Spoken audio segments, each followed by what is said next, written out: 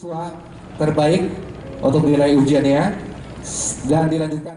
Dalam rangka memperingati Hari Ulang Tahun Kota Palembang yang ke-1336, pemerintah Kota Palembang menggelar upacara HUT Kota Palembang di pelataran Benteng Kota Besak yang dipimpin langsung oleh Wali Kota Palembang Harnojoyo.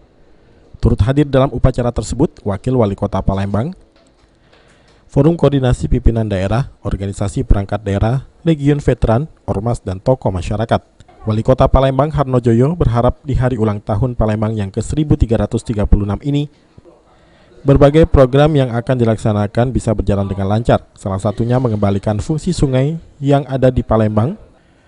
Salah satunya Sekanak Lambidaro yang akan direstorasi dan dikembalikan fungsinya. Berbagai program yang tentu yang akan kita laksanakan utamanya mengembalikan fungsi sungai. Seolah nanti Sekanak Lambidaro akan kita restorasi, akan kita kembalikan fungsinya.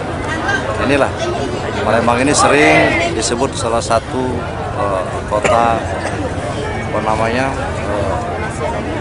finishnya dari timur. Nah, itu kan kita lihatkan kepada masyarakat dengan kita. Wakil Wali Kota Palembang Fitrianti Agustina berharap Kota Palembang semakin jaya, semakin hebat dan terdepan di seluruh Indonesia, serta masyarakatnya semakin makmur dan juga mendapatkan pelayanan terbaik. Atas nama pribadi, pemerintah yang ada dan juga keluarga, kami mengucapkan selamat hari jadi bagi Kota Palembang yang tercinta. Kita berdoa mudah-mudahan ke depan Palembang semakin jaya, semakin hebat dan terdepan di antara seluruh Indonesia Raya ini, merdeka. Usai upacara dilanjutkan dengan pemberian penghargaan kepada sekolah dan siswa SD SMP peraih nilai ujian nasional tertinggi. Kepala Sekolah Fransiskus Saverius Mulyani SPD.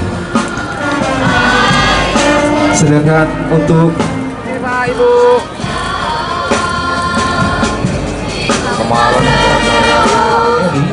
dan SMP Singapura Indonesia School peringkat ketiga diterima oleh Bapak Adi Purwanto dan Ibu Dimas Nurul Komari. Heru Wahyudi, PAL TV.